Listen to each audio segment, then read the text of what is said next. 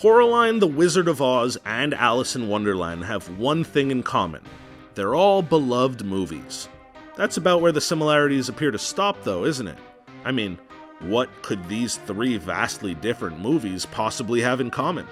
There's surely no way that some brilliant YouTube channel featuring a clever and also very handsome host could possibly find a correlation between these three unrelated movies, right?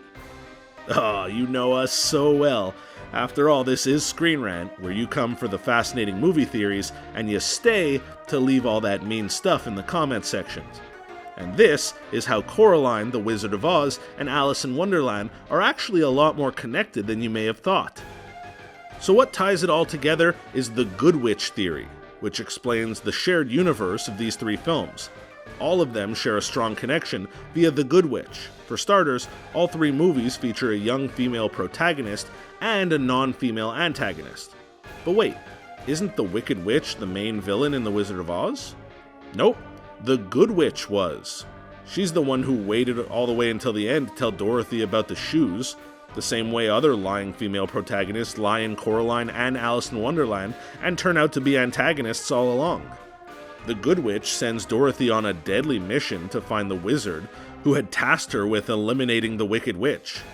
That isn't how good guys typically behave. Like, do it yourself, lady. Why send this poor little girl out to do your bidding? Also, isn't it a bit strange that Glinda, the Good Witch, was inexplicably right there when that house squished the Good Witch of the East? How does a house just randomly get swept up in a tornado like that and conveniently land on a person? Not to mention the fact that the house itself managed to stay entirely intact, it just got picked up and flung elsewhere. That isn't how science works. It makes a lot of sense if Glinda used her magic abilities to pull off some devious deeds and just pass it off as a tornado-related snafu.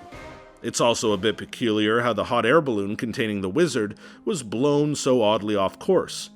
Only it starts making sense when you consider the fact that Glinda shows up almost immediately after. Seems as though Glinda just happens to be in the right place at the right time more often than not, and it's more than a little shady if you ask me. As the theory goes, Glinda actually brought Dorothy from Kansas to Oz in order to get rid of all of Oz's other rulers so that she could reign supreme. Dorothy somehow eliminates the Western Witch using only water, her house lands on the Eastern Witch, and the hot air balloon containing the wizard conveniently just blows away. It's almost like the first decade of the MCU, where Thanos was perpetually lurking in the background but insisting on hiring others to do his dirty work. It wasn't until he took it upon himself to get the job done in Infinity War that things actually start happening. So it begs the question, why didn't Glinda just get rid of all of them by herself? Well, perhaps it has something to do with the Munchkins, who certainly wouldn't want to be led by a heinous, villainous psychopath. Sure, it's easy to debunk this theory by pointing out that everything that happened in Oz was simply a dream, and that there were characters who existed in the real world in Kansas who directly correlated to the characters Dorothy was dreaming up in Oz. They were even played by the same actors and actresses. All of them except for one character.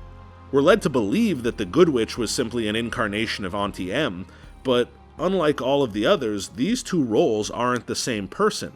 Auntie M is not the same person as Glinda, which leads us to believe that it's more like Coraline, where there's a truly evil witch faking everything.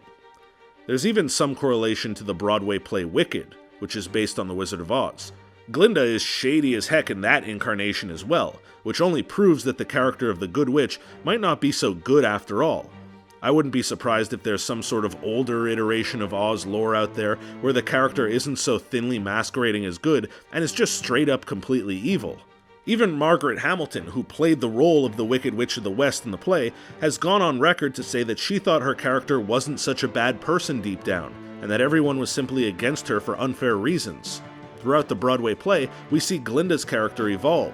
She starts out as kind of a jerk, playing the role of the usual preppy girl stereotype. She and Elphaba, she and the other witch become good friends, and the musical never outright labels Glinda a villain, but it does depict her as more short-sighted than her friend, which is what eventually divides the two buddies and gets Elfie labeled as the Wicked One. It kind of makes you wonder what sort of politicking actually went on, and who's actually to blame for the split in that relationship. Before we continue with this theory, I just wanted to remind you to subscribe to ScreenRant and make sure that you turn on those notifications. If you're on mobile, just go into your YouTube settings and turn on mobile notifications, and then you're all set. So jumping back for a moment, it's pretty clear that the Good Witch uses Dorothy to remove the 3 other most powerful magical beings in Oz. The Good Witch was indirectly responsible for getting rid of the Wizard, the Wicked Witch, and the one crushed by Dorothy's house. She couldn't make her efforts seem so evident though, otherwise she'd lose the support of the population. This way, she's the lone remaining magic user in the whole realm, free to rule, and with the support of the Munchkins. It's a masterful ploy to take over while still saving face. That's politics at its best, baby.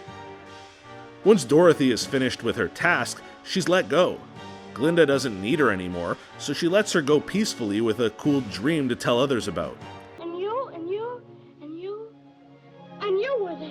However, now free from other magical beings and in complete control of Oz, the Good Witch uses her power to shape the territory into a pleasant world tailored for each child to enter. The only catch is that she feeds off these children and ingests their souls to sustain her power. Oh yeah, things just took a turn. Children make their way into Oz using the custom entrance that she created for them. You might recognize this entrance, as it also exists in Wonderland and in Coraline.